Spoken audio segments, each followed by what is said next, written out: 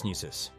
Jesus looks at the crowds and his heart is moved with compassion because he sees people who are tired, confused. যখন আমরা আমাদের সমাজের ভিড় দেখি, যখন আমরা বিশ্বের দুঃখ কষ্ট ও অবিচার দেখি, তখন যিশুর মতো আমরাও করুণায় উদ্বুদ্ধ হই। যখন আমরা বাড়ি থেকে দূরে অভিবাসী, বেকার যুবক, চাপের কারণে ভেঙে পড়া পরিবার এবং বয়স্কদের বিচ্ছিন্ন দেখি, বিশেষ করে ক্রিসমাসে যখন পরিবেশ করুণায় পরিপূর্ণ থাকে, তখন আমাদের হৃদয় অনুপ্রাণিত হয়। প্রায়শই এই করুণা একটি যোগ্য উদ্দেশ্যে দান বা অভাবী কাউকে একটি ছোট উপহারের রূপ নেয়। একজন ভ্রমণকারী হিসেবে আমরা এই উদারতার জন্য ঈশ্বরকে ধন্যবাদ জানাই, কারণ এই অবদানগুলি বাস্তব এবং প্রয়োজনীয়। কিন্তু আজকের সুসমাচার আমাদেরকে শান্তভাবে একটি গভীর প্রশ্ন জিজ্ঞাসা করে, যিশু যখন মথি নয় এ ভিড় দেখেছিলেন, পালকবিহীন মেষপালের মতো তোকে ছিন্ন ভিন্ন, তখন তিনি আসলে কি করেছিলেন? প্রভুর প্রথম প্রতিক্রিয়া ছিল রাজনৈতিক ব্যবস্থা তৈরি করা, একটি সংগঠন তৈরি করা বা তহবিল সংগ্রহের অভিযান শুরু করা নয়।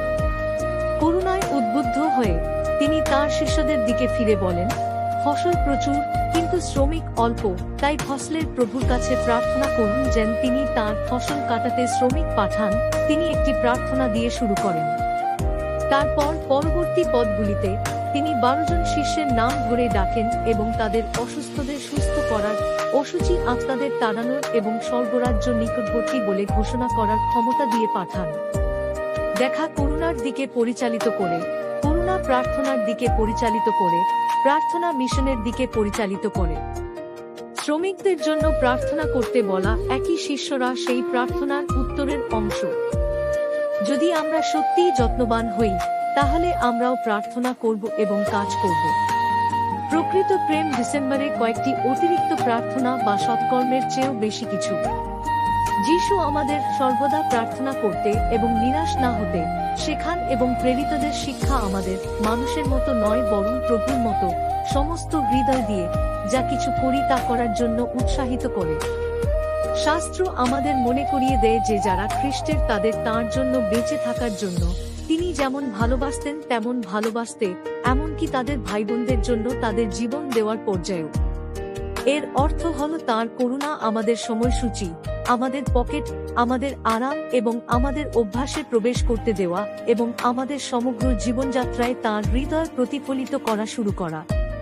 তাহলে এই ক্রিসমাস থেকে আমরা কোন নির্দিষ্ট পদক্ষেপ নিতে পারি?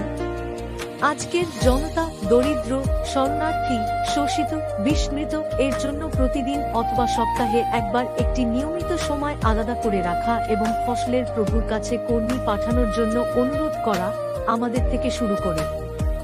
সংঘবদ্ধ বছরে একবার অর্থ প্রদানের পাশাপাশি অভাবীদের সাথে স্থায়ী সম্পর্ক গড়ে তোলা, একাকী কারো সাথে দেখা করা, তাদের গল্প শোনা, সংগ্রামরত পরিবারের সাথে হাঁটা, একটি শিশুকে পরামর্শ দেওয়া, একটি প্যারিশ কার্যকলাপকে সমর্থন করা। সংঘবদ্ধ অন্যদের জীবন ও মর্যাদার জন্য তাদের যা প্রয়োজন তা দেওয়ার জন্য একটি সরল জীবনধারা বেছে নেওয়া।